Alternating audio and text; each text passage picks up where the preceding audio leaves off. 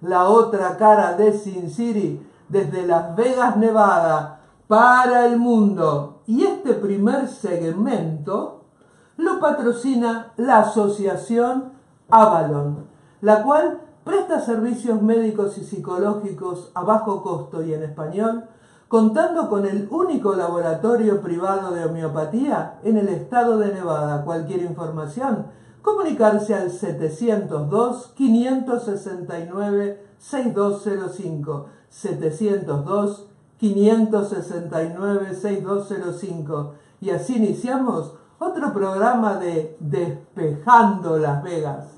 Hi everybody, Ryan here.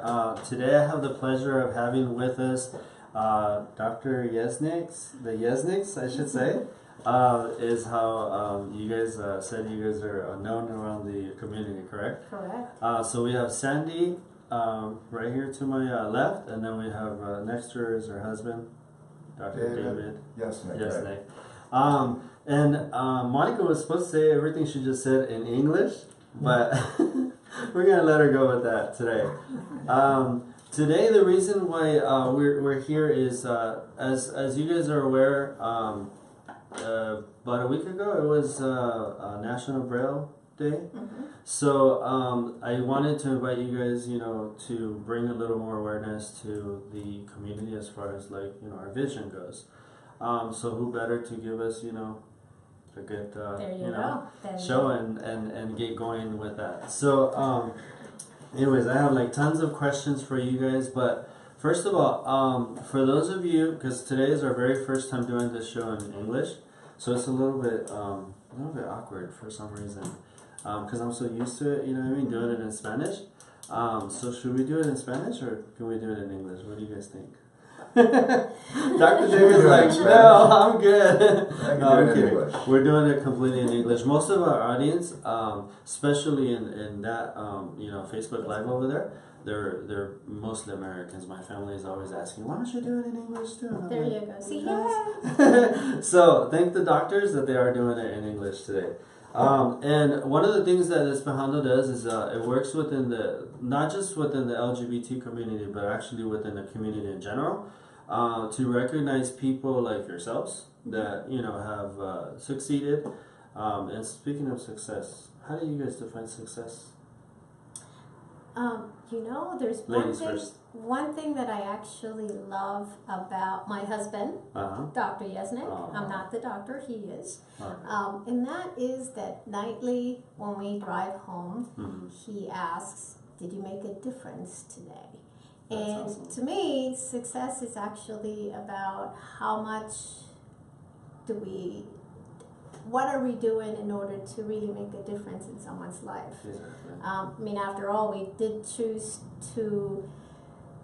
this career, the careers that we have, helping other people. So to me, success is what did I do today to make a difference in someone's life? Exactly.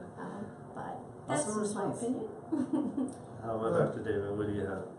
First off, Ryan, thanks for the opportunity to educate your listeners a little bit. We're glad you guys are here. Sandy and I have been doing this combined for over 35 years, and we know a little bit about vision and the challenges that visually impaired people have to endure day in and day out. Yeah. So we're quite unique in what we do. Sandy and I are the only husband and wife team in the country that help visually impaired people recover their independence to read again and see a loved one's face and see the food on their plate and the ball game and sometimes even drive. Yeah. Oh, that's awesome.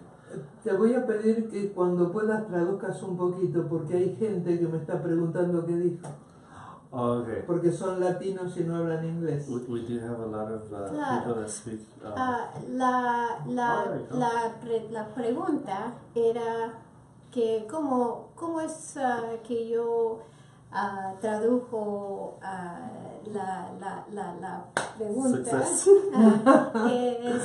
cómo me encuentro. Mónica, ¿qué es success en español? Pues que cómo success en español, exitosa. Éxito, ya. ¿Qué es lo cómo yo puedo decir que tengo un éxito? Mi respuesta sería que siento que tengo éxito cuando al final del día mi esposo me pregunta cuál fue la manera que pude ayudar a otra persona, y esta manera es como yo siento que tuve un éxito en ese día. O sea, el impacto que hizo en la vida de una persona al día a día. Claro, porque la mayoría de la gente piensa que ser exitoso es tener fama y dinero. Sí. Pero no, para uno es exitoso ayudar al otro y que tenga una vida mejor. Exacto.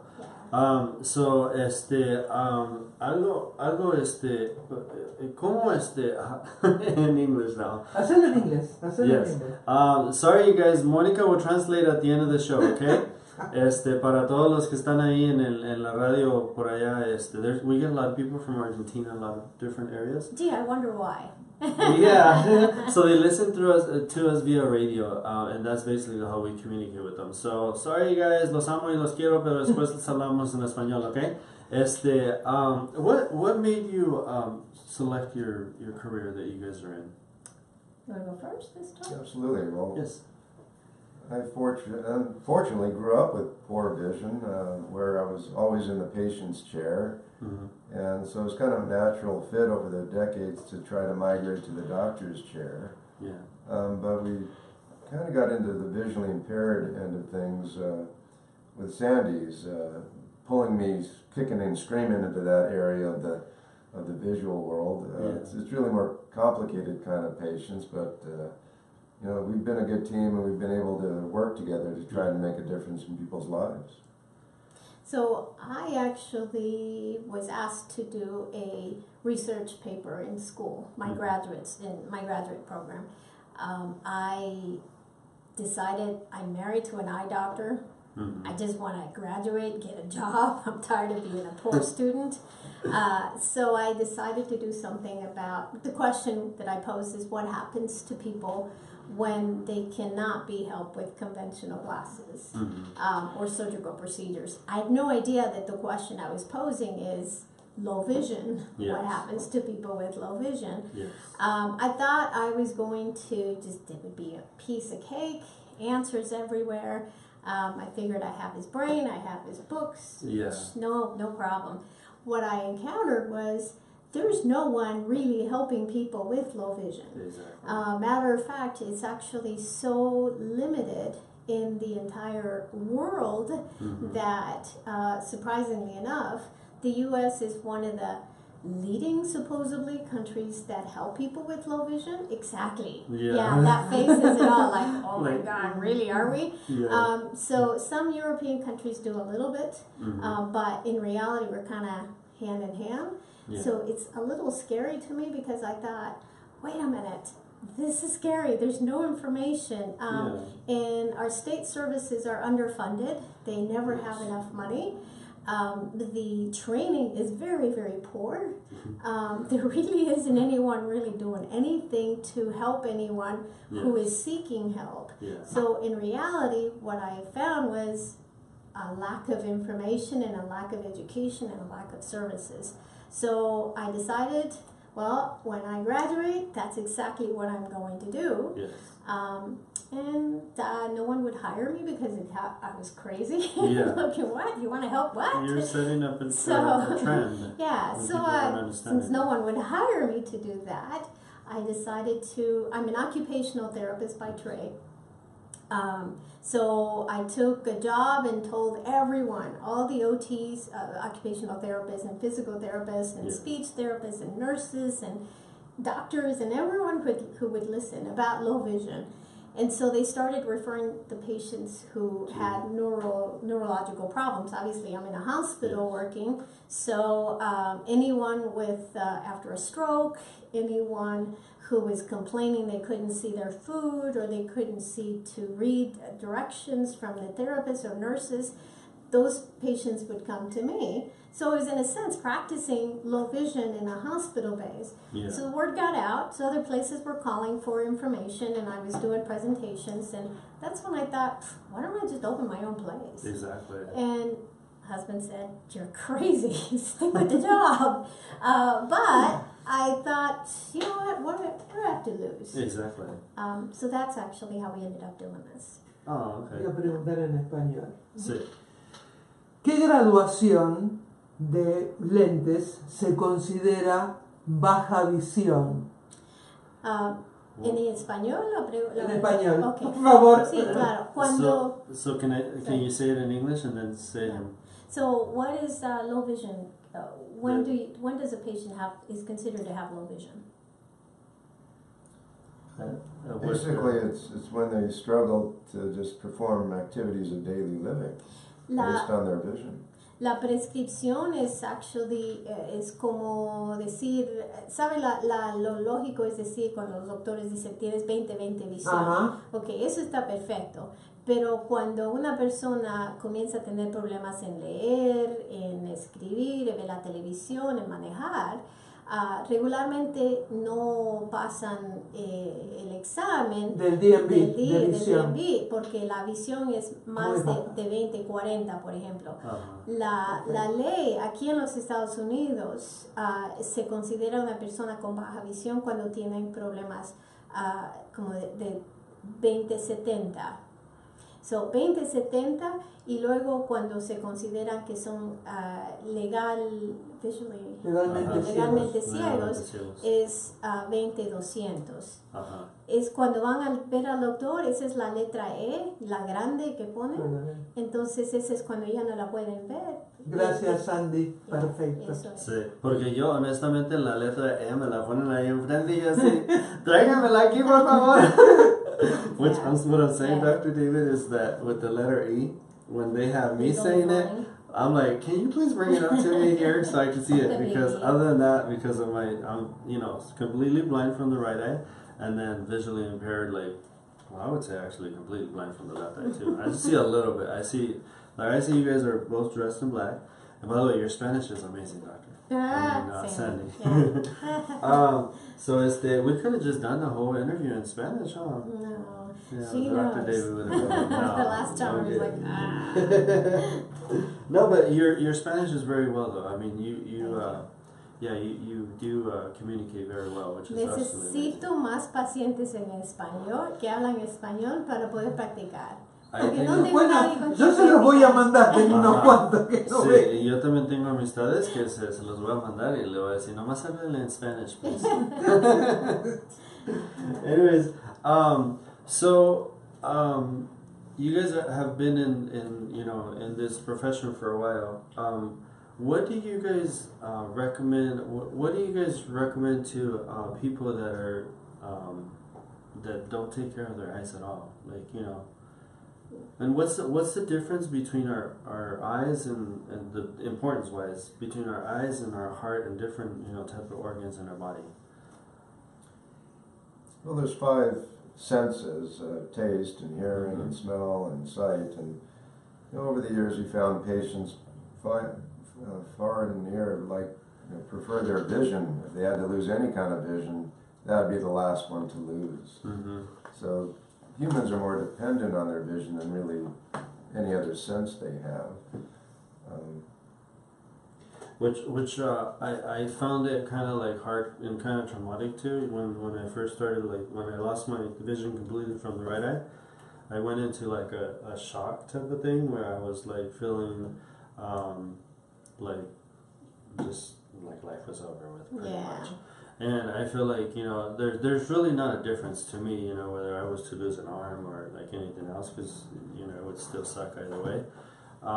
So it's all about, I guess, the learning, right, after anything like that, because there's various different ways that we could go blind, right, and start losing our vision, correct? So what I want to mention, yes, and I'll say it in Spanish later because it's important to note that when patients start to lose some vision, they tend to ignore it because it's going to get better. It's the 5 stages of acceptance, and it's important that people understand. if it's something that is related to a condition like macular degeneration, glaucoma, diabetes, any of those conditions, especially diabetes, which is so, it's common. Very, very common right now, it won't get better. So it's important that you seek help from an eye doctor. At that point, you are in the right place when you're going to someone who specializes in low vision. Low vision is a specialty, and not every doctor is able to help. Yes. So oftentimes patients go to places that are, you'll find them at, and not to put any doctor down, but retail stores. So you go to the mall and you figure, well, I might as well go check my eyes. Sí, eso lo puedo decir en español, sobre todo lo de la diabetes y eso que es importante, porque mi vecino tiene diabetes. Yeah. See, so they actually find that doctors will say, well, let's put glasses on you, but those glasses tend to not work. And again, you kind of tend to follow that trend of, well, it's going to get better, and that doctor just didn't help me, or something's wrong with the glasses, when in fact, it's something that a specialist needs to attend to. And in our case, the doctors do the exam. It's a two-part exam. The first part, they're doing pictures of the back of the eye so that we know whether there's retinal tissue that still works, so that we can use it doing specialized glasses, lenses. Prisms, for example, we are able to move images in the area of the retina that hasn't been affected. We can use magnification at that point. We use pretty much lighting and things that we never really think about. Lighting is super important. So it's not just any lighting, like this light would not pass the test, for example, in here, but full spectrum lighting would, or LED lighting is a second place. So there are things that we use for contrast. There are lenses that are also used to help outdoors, indoors. There's also help because you're in a specialty area. Ahora en español. Gracias. Porque la gente de Argentina no entiende. Muchas personas empiezan a perder su vista y siempre piensan, pues hay que ignorarla porque se va a mejorar. Se pone mejor, tal vez si como mejor, tal vez si duermo más. Siempre los pacientes dicen, pues empecé que iba a mejorarse, sí, que para qué ir al doctor. Lo que estoy sugiriendo es muy importante que miren al doctor y que más importante que busquen ayuda en lugares que se especializan en baja visión. La razón es porque entonces tenemos, como en nuestra clínica, hay dos citas con el doctor. El doctor o la doctora, tenemos dos, ¿no? Y estas son, la primera es ellos toman fotos de la retina atrás del ojo. Para cuando toman la foto saben entonces cuáles áreas de la retina todavía están funcionando. Entonces usamos prismas. Y estas prismas entonces mueven lo que están tratando de ver, letras, la cara, la televisión, al área que no está afectado por ya sea diabetes, glaucoma, degeneración de la mácula o cualquiera otros problemas de vista. Entonces podemos usar lentes especiales, podemos usar magnificación, mejor luces, las luces que son incandescentes o fluorescentes no son lo mejores, pero usamos luces que se llaman full spectrum, que es todo el espectro de la luz, que únicamente una compañía aquí en los Estados Unidos hacen estas luces, y luego las LED, que son las nuevas luces, pero cuando estamos usando la LED tenemos que guiar al paciente para que usen luz que sea lo más comparable al full spectrum. Perfecto. ¿Sí? Por ejemplo, for example, I was given some glasses called e-sight glasses. Are you guys familiar with them? Yes, we have them. And so I was given these glasses, right? Just the state, you go to the state and the state just gives you something and they're just like, oh, well, there you go. Good luck. Good luck, you know what I mean? And I'm like, wait a minute, this thing's giving me a headache, personally. I'm like, this thing's giving me a headache. Maybe I'm not using them right, you know what I mean? I think they're already like in 2 pieces somewhere, because I haven't used them. I know I did go initially to go see you guys, especially you, and I never went back for some reason. I need to go back and see you guys because, and another thing is for anybody that's listening that's here in Southern Nevada. Or even in California or anywhere across the world that you come to Vegas, you lost your glasses or whatever, or you need to see a specialist, how would people get a hold of you guys? 702-966-2020, 702-966-2020. Este es una manera de cómo llamar. Tenemos pacientes que vienen de todas las partes del mundo. Acabamos de terminar con un paciente que vino de Nigeria, de África, 2 pacientes que vienen de Brasil, tenemos pacientes de todas partes del mundo, porque vivimos en Las Vegas y todo el mundo quiere venir a Las Vegas. Exacto. So everyone wants to come to Las Vegas. So we do see people from all over the world, but also all over the country. Tenemos pacientes que también vienen de Los Ángeles, de Arizona, de Utah. Pregunta. La persona tiene que tener algún tipo de cobertura médica y las que no tienen cobertura médica, so those insurance. See, two ways around that. We have people who have Medicaid, Medicare, people that have private insurance. We accept most insurances. We don't accept HMO insurances, and these are private insurances that people think they're getting a good deal, but it's not really the best thing to have. Cubrimos la mayoría de aseguranzas, Medicare, Medicaid, las privadas también. Lo único que no tomamos son los que son HMO, son privadas exactas que dicen tienen que ir únicamente a estas clínicas o estos doctores. Cuando no hay aseguranza, podemos ayudar, pero no tenemos los suficientes fondos con nuestro non-profit. ¿Cómo se dice? Compañías sin fines de lucro. Sí. Tenemos varias maneras en cómo colectamos dinero. Pero no tenemos los suficientes fondos para pagarlo todo. Cuando pacientes vienen y necesitan ayuda, damos, por ejemplo, los aros van a ser gratis, pero ellos pagan por los lentes.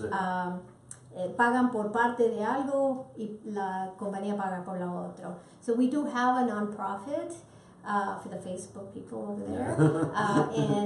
So if you don't have insurance, our non-profit is actually small and very new, and because of its embryonic stage, we actually donate maybe a frame, but the lenses would be paid for. We donate maybe a magnifier, but then only a portion of the magnifier, and then other things would be paid for by the patient. And we do use care credit in other ways. Exactly. But for the most part, I mean, I know, I don't throw out names out there, but I know that, you guys have helped a few people that are, blind or visually, well, not blind, because, if you're completely blind, there's really no reason to go. We do. I do have patients who are completely blind. Some actually started with low vision, and others came in with no vision at all. Oh, okay. So, si empiezan con baja visión, pero terminaron ciegos completa, o vienen que son ciegos completamente cuando primero llegaron. Hay muchos nuevos cosas que usamos para ayudarle a las personas, como el OrCam, por ejemplo. Eso es maravilloso. Vi la propaganda, es una cámara que lee y le habla. Exacto. Y identifica productos, identifica personas. Hasta el semáforo creo que también identifica. O depende estaban hechos en Israel, y porque están hechos en Israel tienen las calles, los nombres de las calles bajan. No están como nosotros, que están muy arriba. Entonces, como pueden verlo de ahí, puede anunciar la calle o camino. Tiene que ser algo más cercano para que leas. Porque no va a saber la persona exactamente en dónde poner su cara. Y hablando de lo que, speaking of what you just touched, Doctor, Sandy, sorry, I'll just give you both the title right now in a second. What a lot of people have speculations, like including myself, right, that there's better eye care in like the Middle East and Canada and so forth. Is that really true, or is it just a myth? You know, if that's the case, then why do I have so many Canadian patients? I do. So I guess it's a myth. I was told that the best blah blah blah was over there. So I guess, hey, we're all learning something here today with you guys. So we appreciate you guys. I use Skype, by the way, to teach people. So like the patients that are from out of the country, Canadian patients, we use Skype.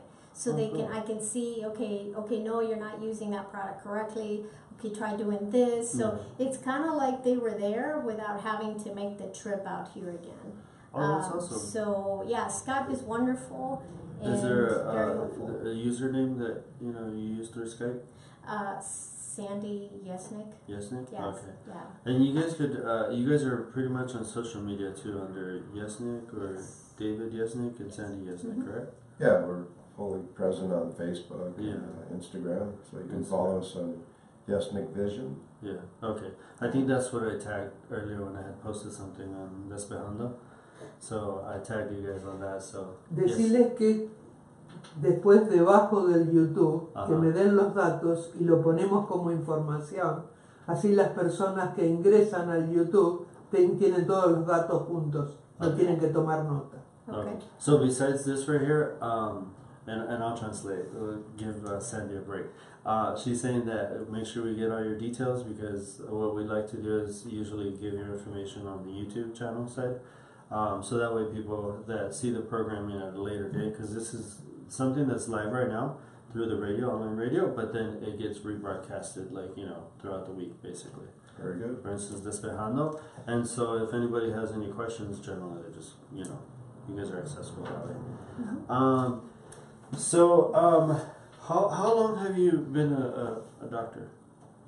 Going on 20 years now. 20 years? Yeah. Okay. Has there ever been a instance where you're like, or a customer, a potential customer that came across you, you're just like, we pull out the 86 card and say, I'm sorry, we can't help you? Well, it's rare, but it happens. I mean, you got to understand, if you've lost your vision, it's understandable. You'll be kind of emotionally distraught. I mean, you went through that. Exactly. And that's one of our biggest challenges, is to help patients get through that emotional challenge of losing their vision. And we're quite good at helping patients overcome that. We have resources in place to help patients recover emotionally as well as visually. So we're dialed into the community quite well to help people as a whole, emotionally and visually. Oh, awesome! Thank you. How do you get a lot of people that come in with depression issues, Sandy? Yes. and how do you because that's also one of your specialties, correct? I use hard love. I think that's what Dave calls it. Tough love. Tough love. Okay. That's it, tough love. I am extremely transparent. What you see is what you get. Exactly.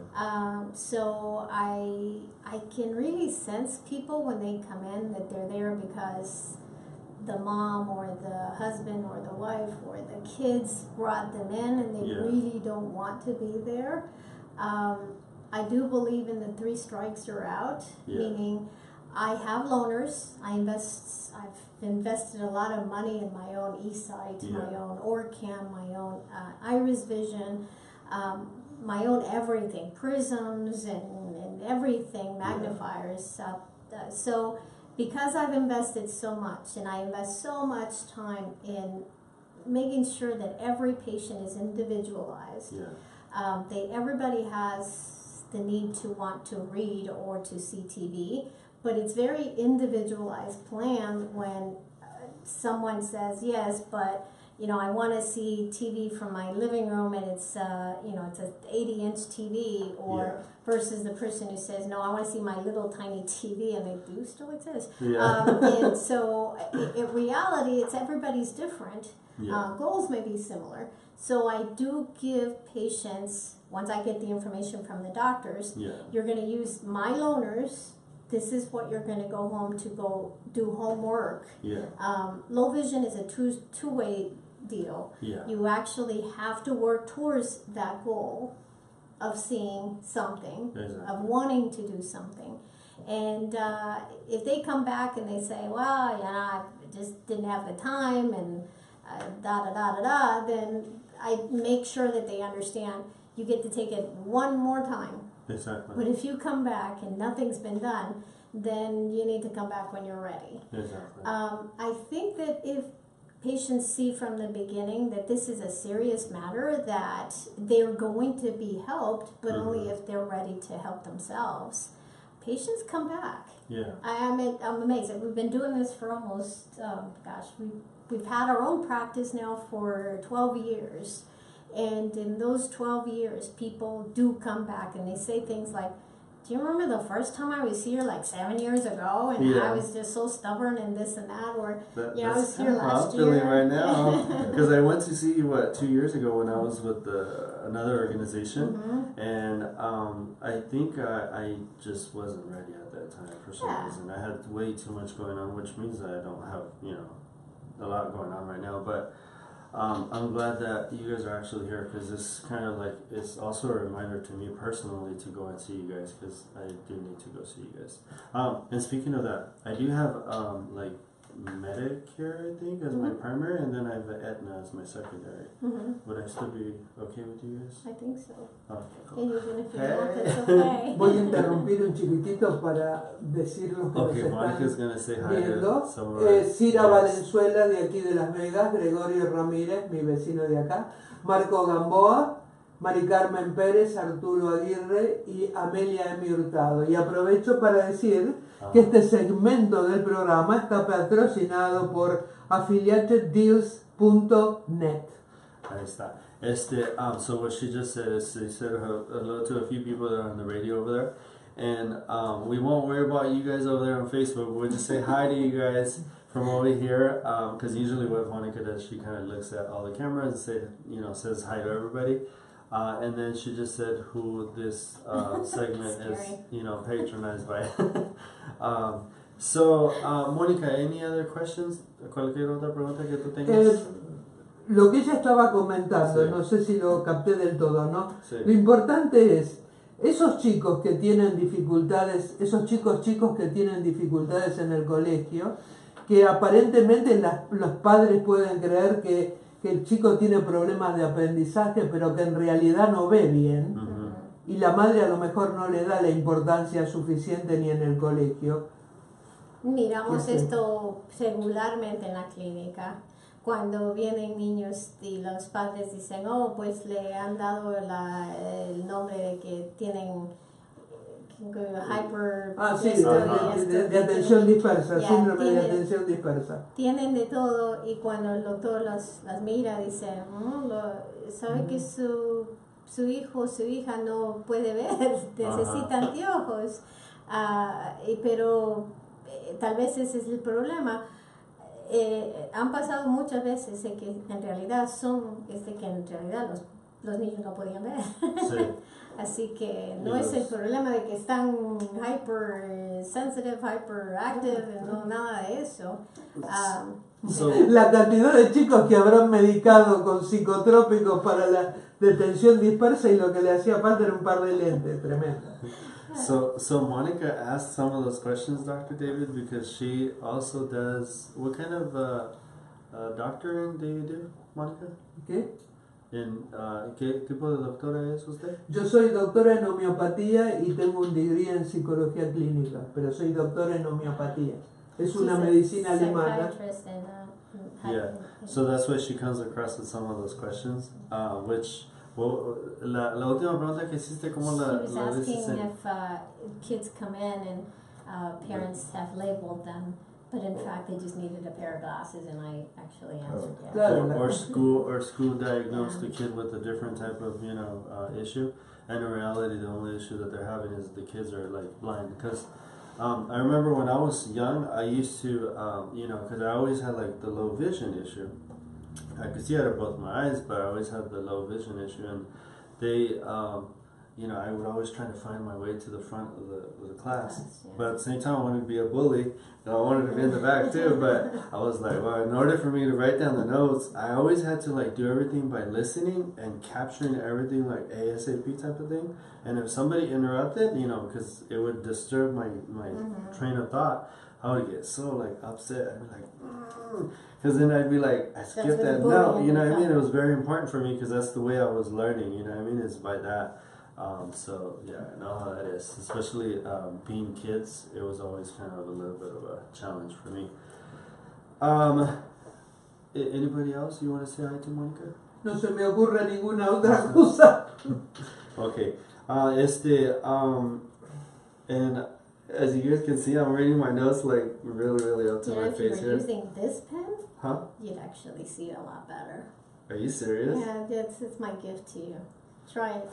Wait, does it have like a... Here, try it, watch. Uh-oh. Isn't that better? See how Oh! A ver. Yeah.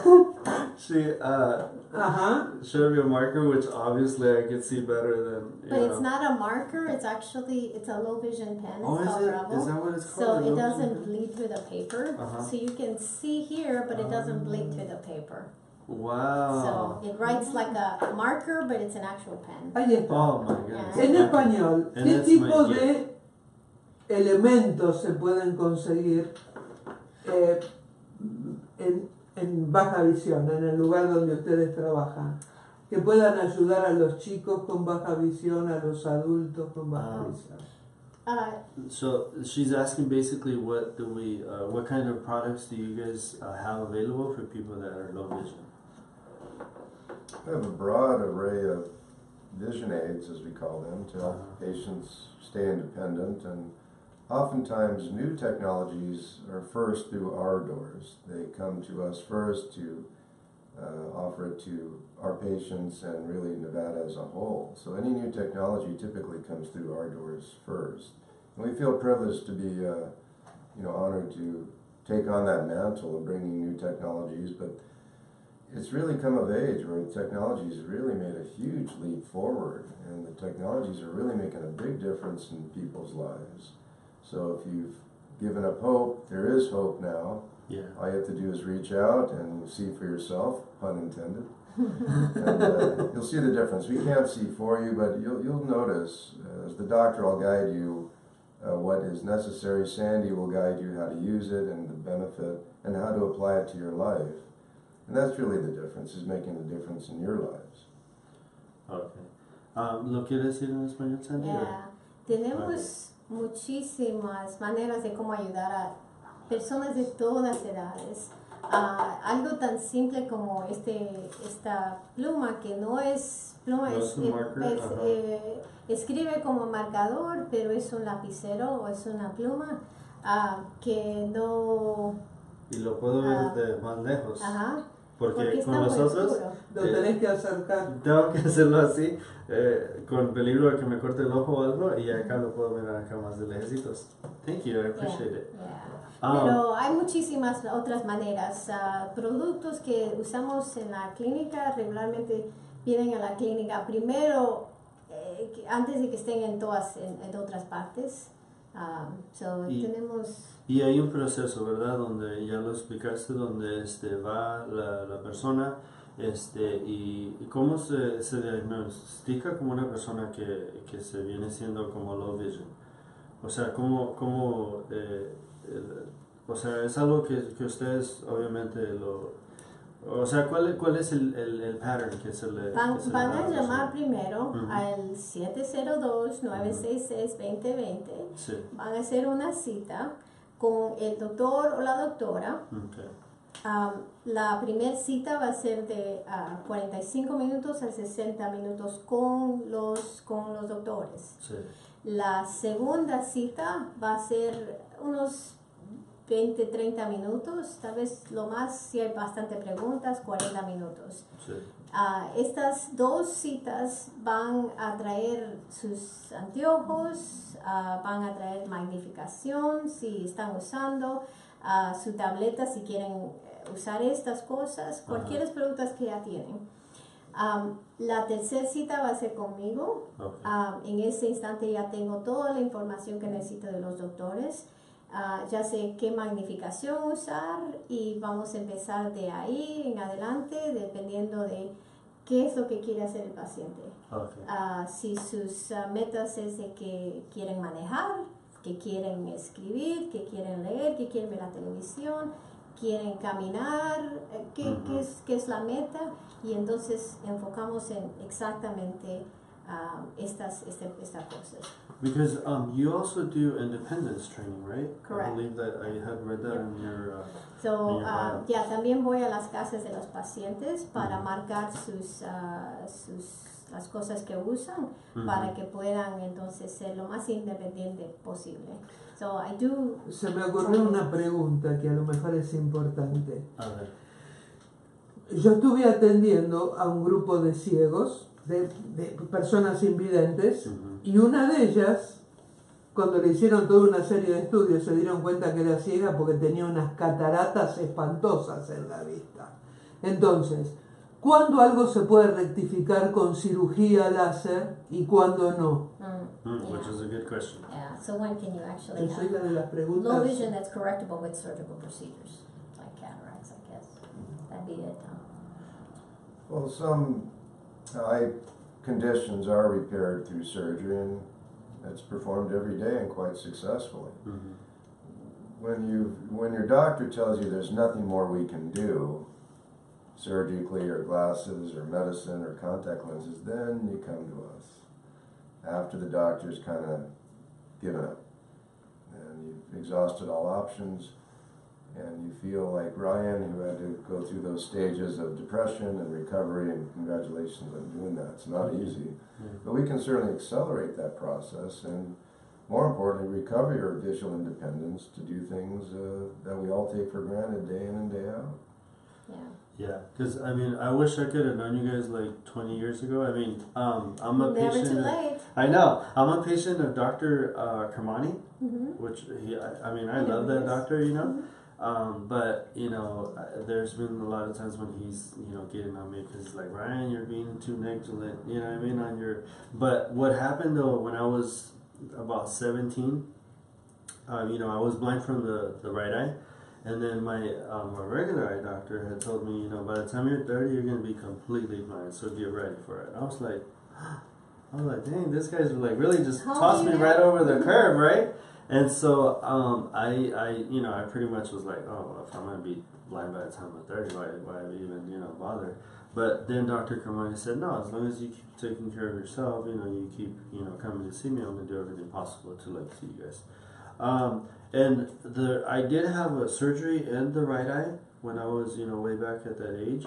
But the reason why my surgery wasn't successful was because I think I waited about 2 months after the initial hit in the eye, and so that's when the probability of regaining the sight was kind of like way low than it would have been as if I would have went in when I was within the 2-week period, right? Because that's the time frame that generally we have for us to go see. It sounds like you had a retinal detachment due to an injury, and the tissue is detached from its food supply. That being the retina, it's like the film of the camera. Yeah. And if it's not getting its blood supply, then it will eventually die. So there's kind of a timing issue with retinal detachments.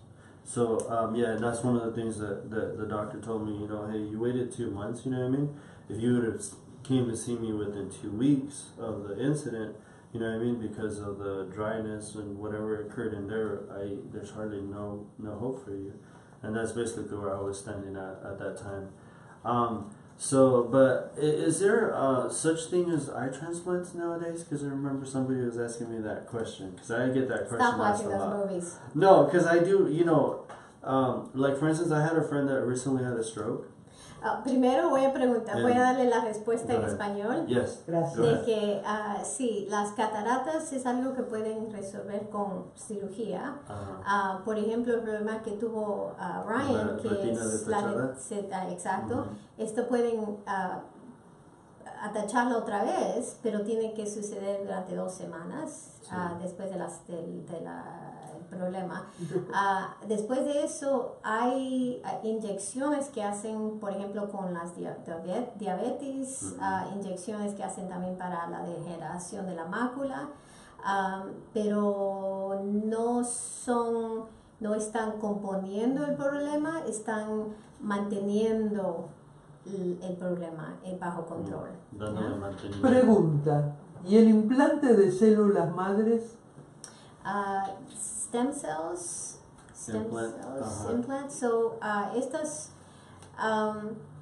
todavía son estudios, no es medicina todavía, pero sí están mejorando todos esos estudios. Por ejemplo, hay estudios que están usando gotas de insulina para resolver la glaucoma. Hay también estas, ¿cómo se dice en español? Células madres, implante de células madres. Que han usado estas para la degeneración de la mácula. Hay muchos estudios donde están usando diferentes cosas, pero son estudios. Claro. Todavía no hay un resultado específico. Y regularmente yo les digo a mis pacientes que dejen que otras personas sean, ¿cómo se dicen? Guinea pigs. Ratón de laboratorio. Que otras personas sean estos, no mis pacientes. Y hablando de ratas de laboratorio, you know, I volunteer, doctor, if you know of any transplant or anything like that. You know, you want to switch that eye to a gray eye or something, you know, a little color. I'd be more than glad to be like, you know what, this thing hasn't been working forever. Why not, right? Well, when they invent that, you'll be first on my list. All right. But so you know, being you know, a person that's blind, basically, I do get like people like I said, my friend that had a stroke. A lot of times people just contact me directly, and also because I was with the organization previously, so a lot of people just contact me directly, and I'm like, there's nothing I can do for you. But now that I know that all the things that you guys do, I would definitely start referring people over Call to you guys. 702-966-2020. Yeah. Ryan, we routinely help patients with vision loss due to stroke. Yeah. And that's kind of a big unknown. When you've had a brain issue like a stroke, oftentimes the patients are not aware that there's significant vision loss. Yeah. Because most of your brain is geared toward vision. If you have an insult to your brain, your vision is affected. And so it's important to understand that and get the care that you need. Exactly. What are other... La dirección de la clínica. What's your address? Es 9191 West Flamingo Road en Las Vegas, Nevada, 89147. What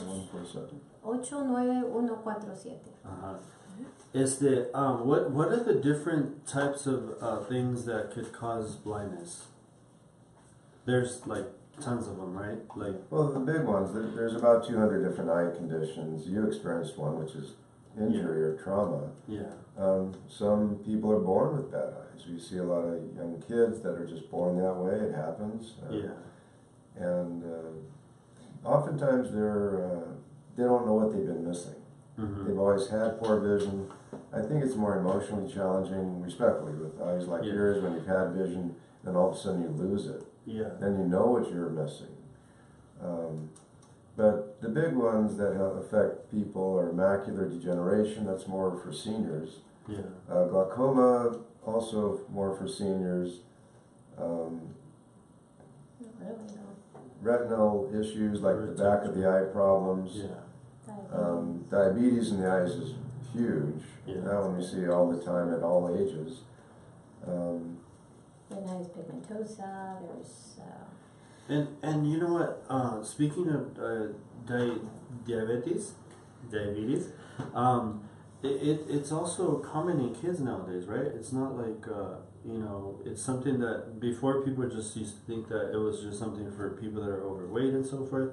And then recently, about a year ago, when I went to go do my physical, my doctor tells me I'm borderline diabetic. I'm like, on top of my blindness? So I was kind of like, no, take that back. You don't mean that. You know what I mean? I wanted to tell my doctor that, but he's like, no, it is what it is, so take care of yourself. So I do need to start taking care of myself. And speaking of that, what do you recommend for people to to do to try to prolong or to try to take care of their eyes? Well, the primary thing is your annual eye exam, because your doctor will guide you if your vision is degrading and why, and if there's anything you can do about it. The tricky part with eyes, oftentimes we could diagnose medical eye problems, but we simply can't fix it. So, and a lot of it runs in families. So if, say, mom or dad has a medical eye problem, it's prudent to have the kids checked just once a year. That's really your best bet to avoid any problems. Okay, awesome. Mónica, ¿dónde estamos en el time? Faltan 2 minutos. Okay. So we're basically 2 minutes away from the show, from ending. So is there anything else in particular that you guys want to add that you might think of? I think you should visit our website. We have a lot of information. Our website is yesnickvision.com. You can call us 702-966-2020. You can email us Dr. that's Dr. Yesnick at yesnickvision.com or Sandy Sandy at yesnickvision.com. You can visit us at 9191 West Flamingo Road in Las Vegas. I think that what I want to leave people with is it doesn't matter what your vision is. It matters who you want to be and what you want to do. Look at you. Right? So I have many patients who are very successful. Yes, it's a struggle. Yes, it's difficult, but they manage. And we are there to help you do exactly that. Be independent, be safe, and manage living a life like everyone else does. So en español, visítenos a 9191 West Flamingo en Las Vegas. Llámenos al 702-966-2020. Manden un email a dryesnick, de Dr. Yesnick, yesnickvision.com o Sandy, SANDY, @yesnickvision.com. Ahora me lo vas a anotar, así los paso correctamente debajo del YouTube. ¿Sí? Pero más que todo, la baja visión es un problema únicamente que no se puede componer, pero sí puede ser... Que no progrese. Exacto, puede ser libre en hacer lo que quieren hacer de todas maneras y estamos ahí para ayudarles.